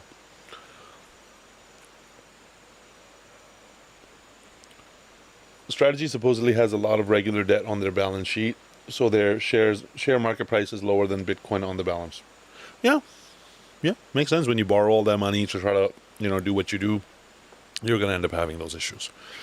So when the panic hits, when these sharp repricings happen in assets, first of all, in the traditional world, you don't wait for sharp repricings of assets, bud. The world is normal. The U.S. is not bombing Iran and shutting down stuff, and plagues aren't being released. The world is normal for decades and decades and decades. During those times, thinking about catching sharp repricings is so stupid and illogical. That's why they say don't catch a falling knife. Those same people are the ones who are guiding everybody today. Those same financial experts are the ones who are guiding everybody today. So they're telling them the same stuff. Buy index funds after they've gone up 200% in 3 years, 300% in 3 years, whatever. You can't catch a falling knife. You definitely can't catch a moment where the assets reprice illogically for a microsecond. You can't catch that. You should not try to sell the top of a market that clearly makes a top, is the kind of shit they're telling people. And I don't blame them, right? They come from a world, they're old people, they come from a world that is their world, and they understand it to be a certain way, and they can't imagine all the stocks bleeding out. They can't imagine repricings in dollars. They can't imagine no jobs and no people and AI girlfriends and robots, and they can't imagine those things. But those things are here today. That's why for me, looking at this, I'm like, wait a minute, there's going to be repricings in assets. There's going to be sharp, insane drops in assets caused by computers. And there's moments where everybody needs to sell everything to make sure they don't lose everything. And those moments are going to come up regularly enough that I can try to trade that. Okay, then that's the philosophy that I'm going to follow, which is a katana catching philosophy, right? That's why it's been so successful, because we just sit there and wait until the world panics. And I mean panics, right? And then we go, yeah, we'll buy it. Right? Not very complicated. But the way that happens is somebody has bonds, which they've leveraged to buy stocks, which they've leveraged to buy crypto, which they've leveraged to buy shit coins and farming and all this kind of stuff. When prices start to drop, these are, with leverage, there are bets being made. And if your collateral drops below a certain value, the person who you borrowed money from goes, hey, give me more collateral. Otherwise, I'm just going to take the collateral because you're not giving me enough collateral to justify the loan that I gave you.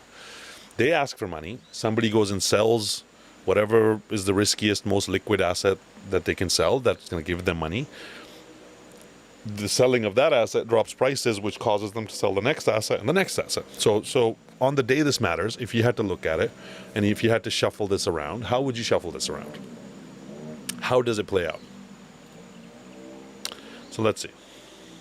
If I had to put it like this, I would say, well, this market's the biggest, debt and credit market's the biggest. Well, you can't even see it. The debt and credit market's the biggest. Then we got 126 trillion equities, so I would put that here. US equities is smaller, so I'd put it here. Gold is a little smaller, I know that, so I'd put it here, and crypto, I'd put it there. So first, somebody's going to try to sell their crypto to try to save their gold. Then they're going to try to sell their gold to save their stocks. Then they're going to try to sell their stocks to save their equities. And da-da-da-da-da-da-da. Nope, totally wrong. 1, 2, 3. This is 4. Okay. You get the idea. You can play with this. The cascade propagates a certain way. Crypto and risky things do dump first. So I'm not surprised that crypto's gone down while stocks are still up. Right? That's the wave receding from the pond, but it still hasn't receded from the beach. It should recede from the beach as well. Let's see.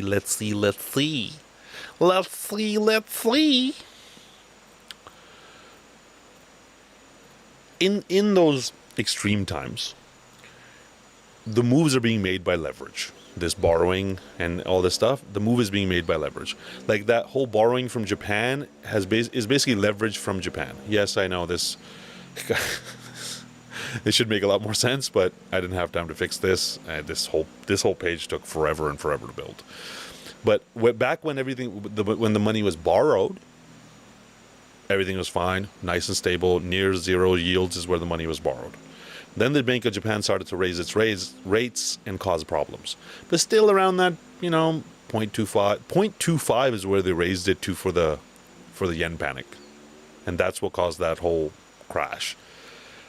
But once you start to get up to these levels, the 1% and above levels, it just becomes too risky for somebody to keep that trade open, so they're going to go dump everything in the US and other places to come back and close their trade, right? Especially the Japanese who are familiar with the collapse of markets.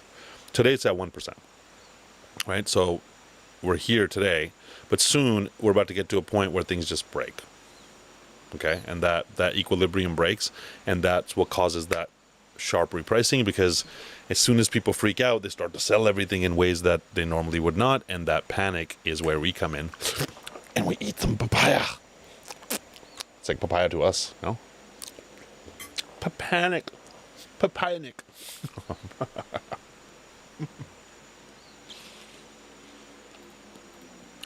So in the margin call times is where people panic and sell for prices which are never to be sold for, right?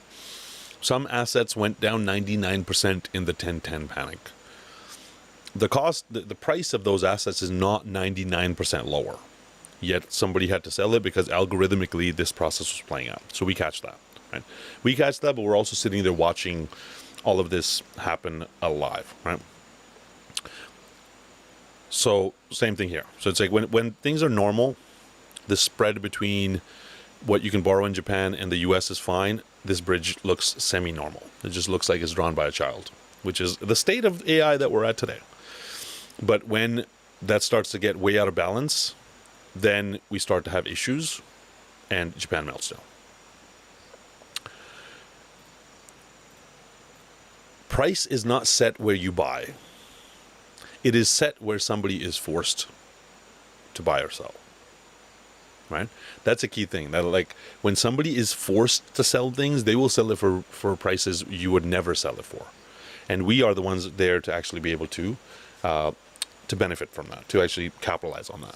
Same thing, like, now strategy is melting down. All the vultures are circling around strategy. Even if strategy doesn't die, the fact that strategy is going through that is panicking all the other companies that are similar to strategy that are not as well funded, and they're going to have this issue, right? Confluence on all these different pieces is lining up.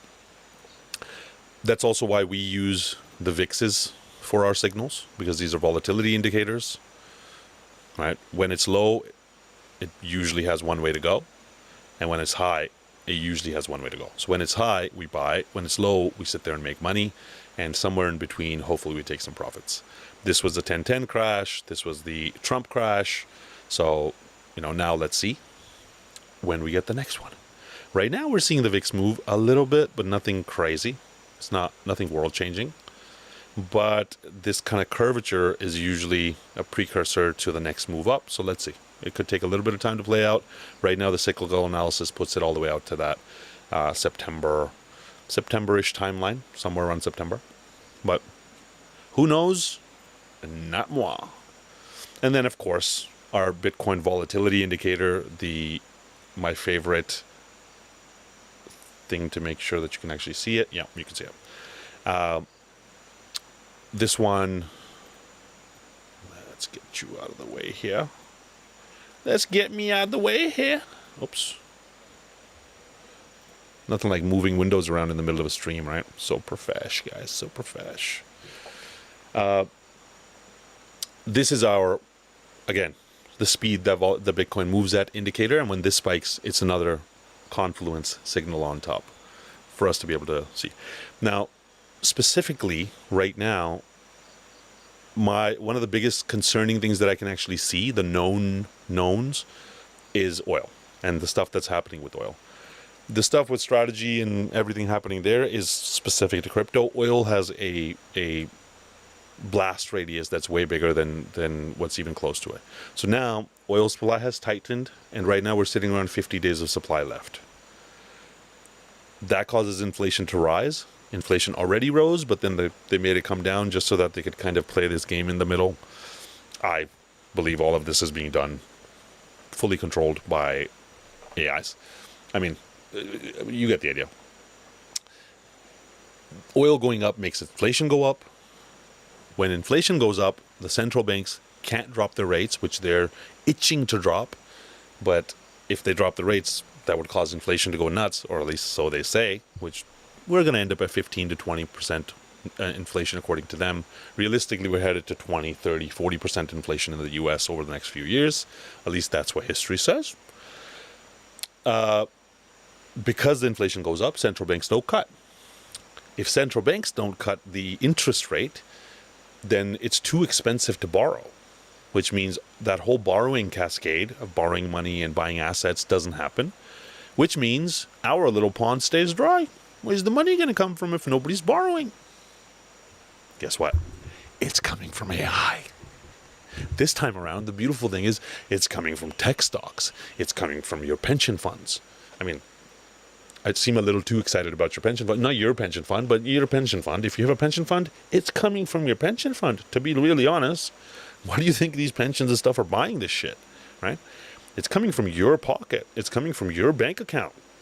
Literally, as the dollar is being printed or whatever, it's coming from the traditional stock market. And those people that sadly have been taught this thing of like, yeah, just leave your money there, and one day, it will be day one of my life when I'm 60,000 years old and my knees don't have their own knees. Right? That's how the world has been trained. Put all your money away. Just squirrel it. Assets. Keep it going up. Buy, borrow, die. Retirements. Put it in your house. Put it in your pillow. Don't put it into your health. Don't go and buy the most expensive food to feed yourself and your kids. Don't put it into your peace or your time or your energy or your relationships or your skills or self-worth or mental state, or there's so many other places to put money, but don't put it there. Put it in something. Trust me, you're gonna do great. Look at what it's done already. those people are about to have a rude awakening, because history says we are in this time where that liquidity bleeds over. So hopefully now you can start to paint your own picture of how these things line up. When we say, you're going to have issues in your pension, now you know why. If we say this currency, we, as in like me, myself, and I in my head say, hey, why are you telling them? Relax, they know about the stuff they've been talking. I know, but I don't like, okay, fine. I had to figure that one out.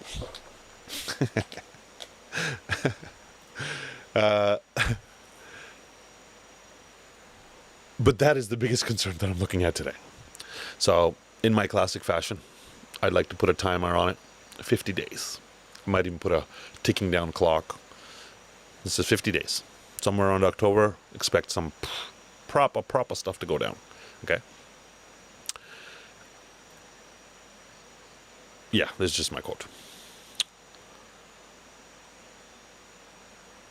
So now, this is an analysis of what's going on in strategy, right? They have taken their Bitcoin. They have 200,000 something Bitcoin. A ton of the supply is sitting with them.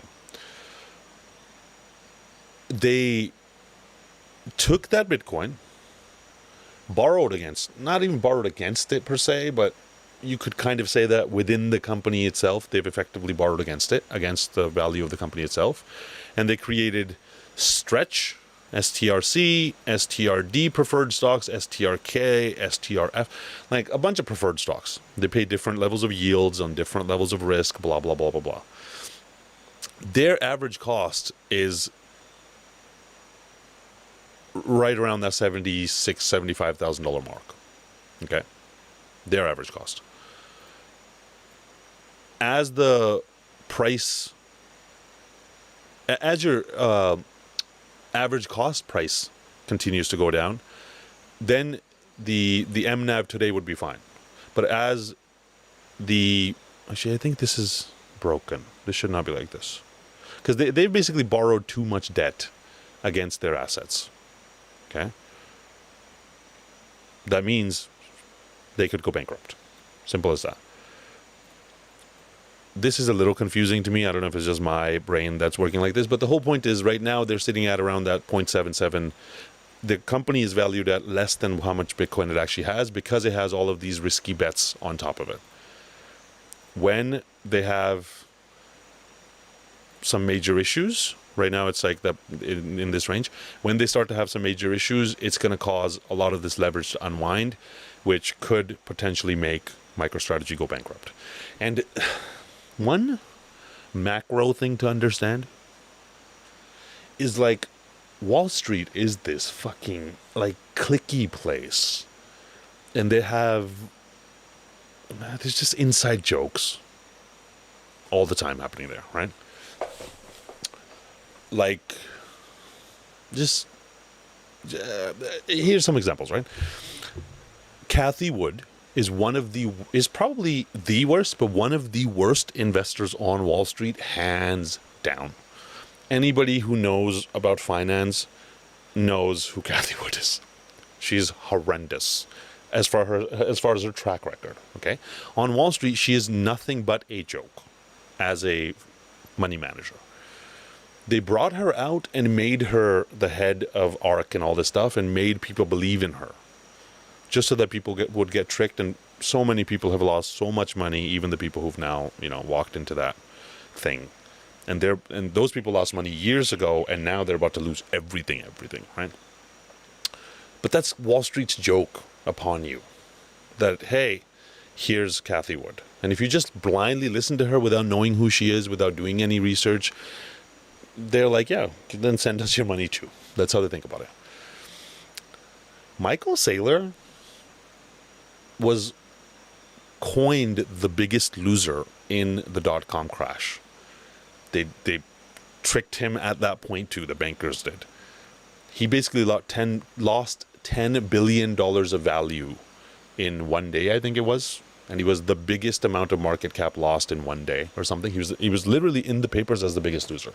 So they made like an example of him. They made fun of him. They turned him into this fool. And now they've brought him back around again to fool us twice. Sorry, fool me once, whatever, fool me twice, whatever, That's how well I pay attention to quotes.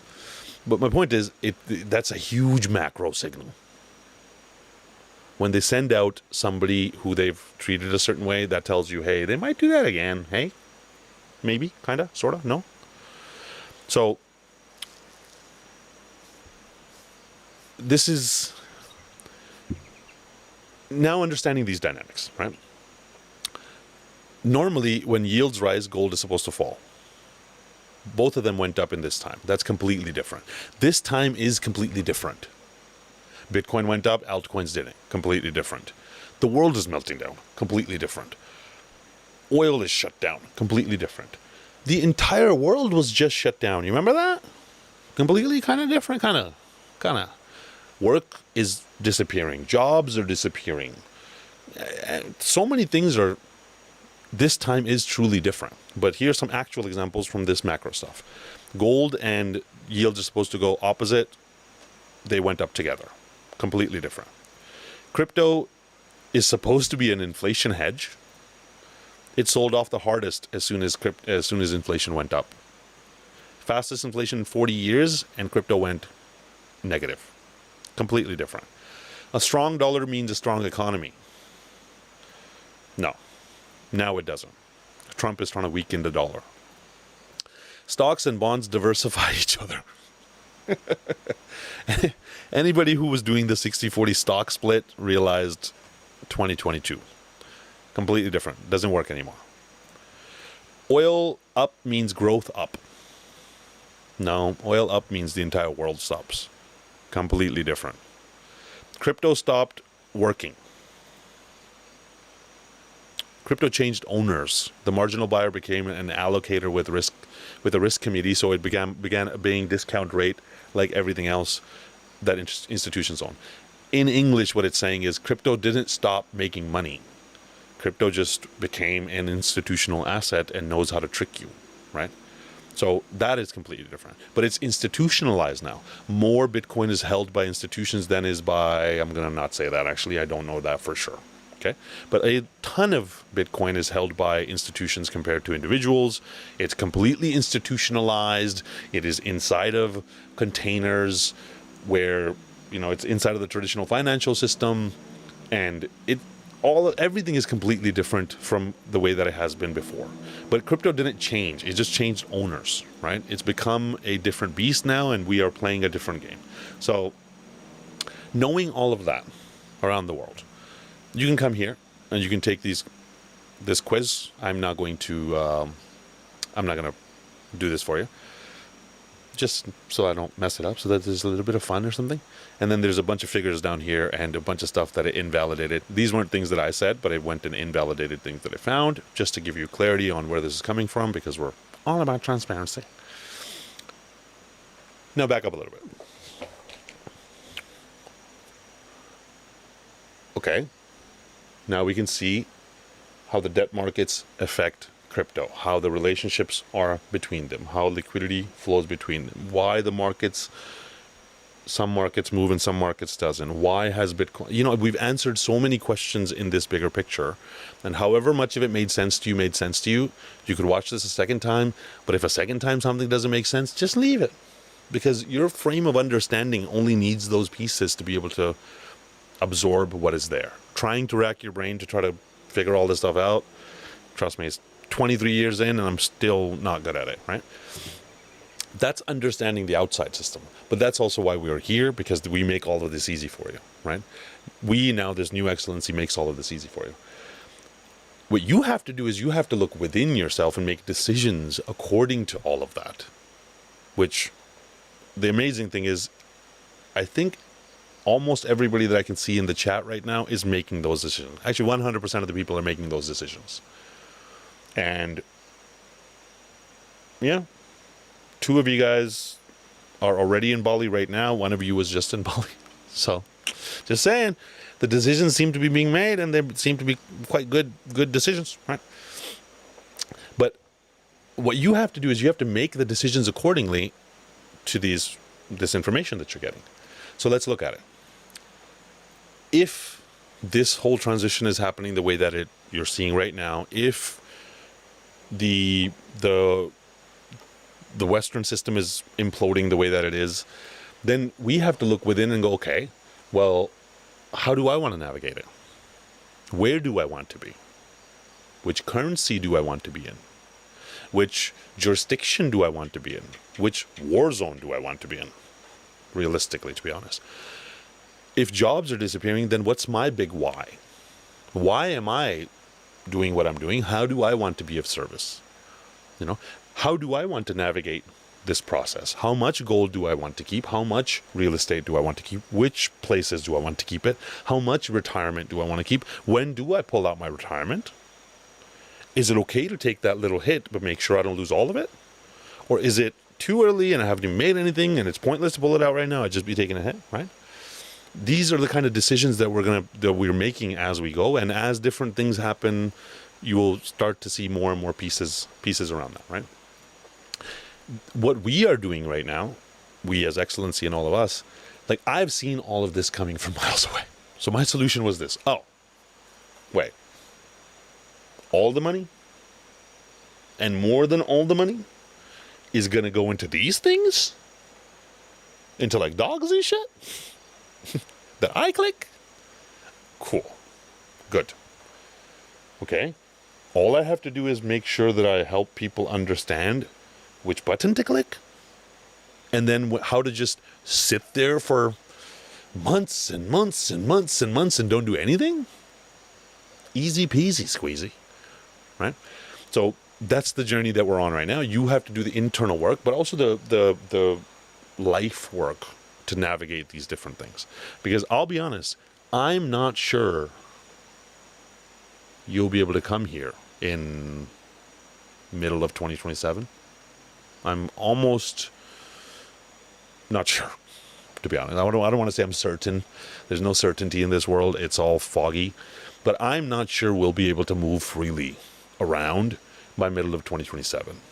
Just the way that things are going. By 2028, definitely not. So I'm making my decisions now. I'm literally getting dental surgery now because I have to go do it and come back. And I got to like figure these things out because it's another 6 months wait to get the crown put on, right? So there's these decisions we're making along the way. Where am I? What am I doing? Do I push this up? Do I move this back? Now, maybe it doesn't happen. Okay, but I did my best and I prepared, right? Those life decisions are the core decisions, and they are, and also the internal decisions to look at who am I today? How am I reacting to the world? Do I need to do the inner work to actually be able to grow into this? That's a huge piece of this. And then in the asset space, the idea to think is, okay, how much risk am I taking where? How big is the pool that I'm sitting in? How risky is it? And how much do I want to allocate where, right? We've already done a lot of that work, but again, that is where, that starts to become clear. That's also where the wealth mapping exercise that I did before, I'm going to bring it back again. We're actually going to build a whole tool for you guys to wealth map. Is huge because you get to lay out your own life in a visual manner, and you'll be really surprised. So many people that I do this with, I go, okay, draw all of your assets, and I help them draw them. And I'll be like, okay, how many cars you got? And I'm like, well, we got that one. We got that one. Well, I guess we got that one. Yeah. Yeah, our son has one. Well, I guess, holy shit. And I have a motorcycle, and I have, oh yeah, I got a trailer, and oh yeah, it's in storage. I got a store, and yeah, I guess. And they look at their assets, and you draw it all out. And you're like, wait a minute. So you're telling me right now you have about $250,000 of vehicles that you can't even remember that you have? And you think you're broke? And you think you can't find money to invest somewhere? No, you're just... the game isn't being played right. Or you could play it differently, right? That visual laying out of the stuff goes a very, very long way. And then beyond that, all the stuff that we're going to go through and gone through already is like you self-custody in this process. You do not give your assets to anybody else. They should sit in your account, in your wallet, in some place where you have it and only you can move it. That's it. That's the only solution to this whole thing.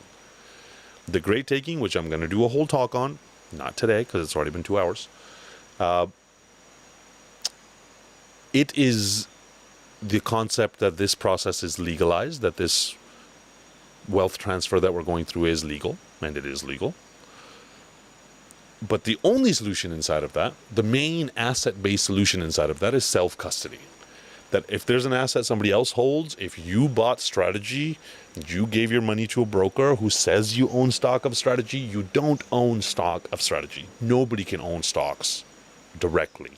Show me the stock. Show me the number of the stock certificate that's registered under your name. That's not how stocks work anymore. They get put into a pool called the DTCC or Euroclear, and that pool, against your will, is used as collateral to create these derivatives. And when the derivative market blows up, your stocks are gone. They were never your stocks. You only hold a security entitlement. When you think you hold something in your retirement, you don't. You hold the ability for somebody to go buy it on your behalf and give you a security entitlement, which says, here's a promise, I'll pay you back. And those promises they pay you back, they never pay you back. Just like the bank has given you a promise they'll pay you back your money. If you're one of the first ones, maybe they might think about it. But if you're one of the not first ones, they're not going to give you any of that stuff, right? And then there's the bigger piece, right? That's the asset piece. That's we're self-custodying, we're protecting, da da da. But then there's the bigger piece. If this shift is happening, if we are in these massive cycles, if we are in this, the circle of humanity, then one, we have to just enjoy the process. No matter what happens, we have to enjoy the process. And especially when it gets really, really bad, it hurts, it feels like shit. That's when we really have to enjoy the process. That's why I built things like this. That's why I was like, how can I make it? So one, we make fuck tons of money. We have a strategy that is unique and is successful and is my expertise. I have an edge compared to everybody else. But I forgot what I was saying. For sure. It's like, let's do something that is unique, that gives us an edge, but makes us feel good when it gets the worst. When the times get the worst, we feel the best. When the market drops, we're jumping for joy. And when the market falls off of a cliff, we party. And, months and months and months of waiting, and then the money gets made like that, right? That's what this strategy is. The strategy is for us to enjoy the world burning, to be honest. For us to enjoy the process and not enjoy the process of the real world burning. Like, that's miserable. That's miserable. We're like, there's literally going to be, when the time comes, I was actually going to do this talk very recently, actually. I was going to do this talk about a week and a half back. It's a talk about death and processing death. Because I just had one of my best friends in Bali die. He was the first good friend that I made in Bali. And I was at his place, at his resort. And I walked out to get onto my bike, and he was standing there, and I almost missed him because he had a mask on. He wasn't doing too good lately. Super bright guy, super great energy, like gold. Agung. Came out, he's standing next to a bike, and I got off my bike, and I was like, holy shit, I can't even recognize you. You have the mask on. Why do you have a mask on?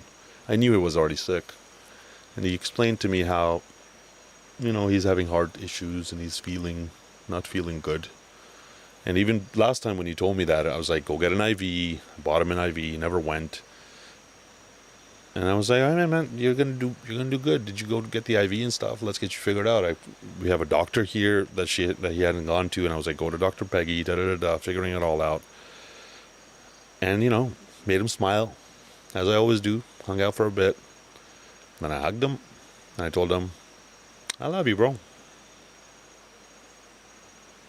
And the next day he died.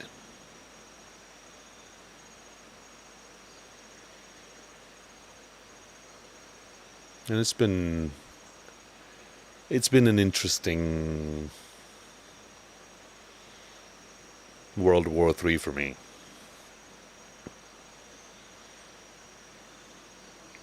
I'm having to process the death of my loved ones in the middle of all of this, and still stay resilient, and still keep my eyes on the prize, and still execute, while still crying. You know, not just pushing through it like, oh, what the fuck. I fucking bawled my eyes out that morning. I was like, holy shit. Holy shit. He was just right there yesterday.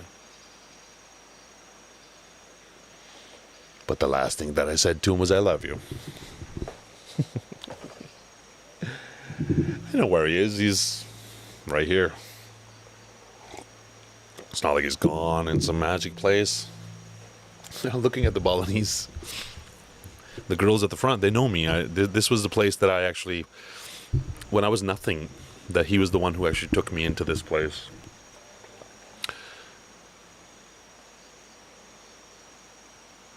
And I looked at them and I was like, Agunga is really dead. And they said, yeah.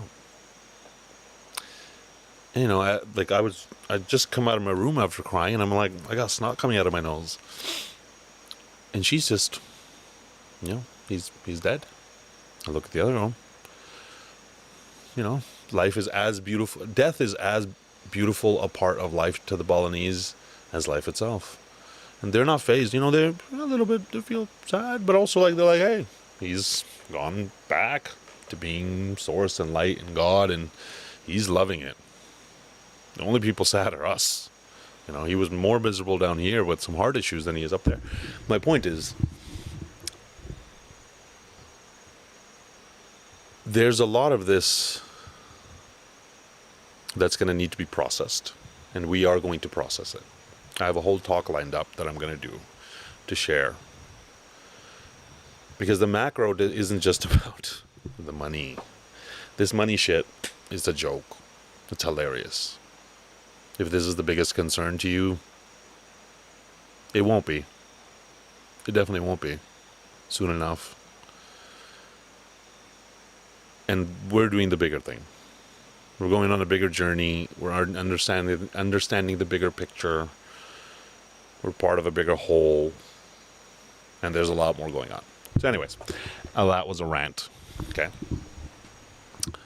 I love you guys. That's actually why I say it to everybody. Genuinely, that's why I say it. Ever since I was a child, which I don't really remember, actually. I don't remember ever being a child. I just remember being an adult, even when I was a child. But I remember ever since I was a child, I started to have this, like, when I hug people, I watch them die. I know it's weird. Like when I'm riding the motorcycle, every single turn, and this is just how I am. This is how my brain works. Every single turn, my mental model runs a calculation that if I turned now and that truck hit me, this is how it would play out. This is how the physics would go. And it plays that, so I don't turn. And then I go on the next one, right? That's just, this is just how my being works. I mean, there must be some kind of Sikh warrior fucking training shit. I don't know. But it's been there the whole time. But it's also like when I hug people, I watch them die. It's not like I sit there and go, yeah. It's just a feeling of knowing like this is a limited moment. One day you won't be here. And the only thing that will matter is the fact that I hugged you properly, is the fact that I, told you I love you, is the fact that we spent the time together, is the fact that we lived this thing to the best of our abilities, right? So that's what we're doing. We're living this thing to the best of our abilities. Hopefully this was useful and powerful. Yeah. Thanks, Paul. Like, honestly, I'm not sorry that he's dead. I've come around to the fact that actually death is the most beautiful part of life. When you speak to people who've actually died, and like, we're going to bring somebody on, Shashi, one of our guys, he's died. They're pissed when they come back. Like, they're pissed when they come back. They do not want to come back. because that is, union with source and becoming one with all that is, or whatever you want to call it, God. And here is the game, right? So this is just the dream that we're living through. This is just the dream. The soul is having a dream, and the dream has all these funky things that we've left ourselves that we don't, that we don't know. We don't know how it's going to go. That's what makes the game fun. One day it ends. That's also what makes the game fun. And the only thing that you leave behind is a legacy, right? So we're building a legacy. And with that rant, if you guys have any questions, please shoot them this way. Otherwise, I'm going to go build my legacy over there. I have a legacy to build. I'll be honest, there's about 10 builds that are running right now. So there are genuine builds to do. I just want to leave you with a message that macro and simulation. You know what my boss used to say when I used to sell cell phones when I was late? He'd be like, "Sim, you late." I'm like, man, that's so good. That's so good. So I'd show up later and I'd be like, "Sim, you late or?" Yeah, that's pretty good. That's pretty good. If there's a macro message to leave off with, it's this. The world of finance, the world of life, the universe itself is all just about relationships. It's the relationship between the human and the time. It's the relationship between the markets and the humans. It's the relationship between humans and humans. The relationship between source and spirit and God, or whatever your relationships are. All of it is just relationships. Understanding the relationships within macro helps a lot. Understanding the relationships in your life helps even more. But understanding the relationship with yourself, that's probably the one that takes the most amount of work. So hopefully this has been helpful. Hopefully this wasn't too depressing. And until next time, thank you for joining. Thank you for being here. Thank you for telling me these jokes. Much love. See you guys. Bye for now. Oh yeah, no, I'm supposed to tell you about the market. Wait. Yeah, so, yeah, not much going on. Crypto's just in limbo. When it does, I'll let you know. Bye.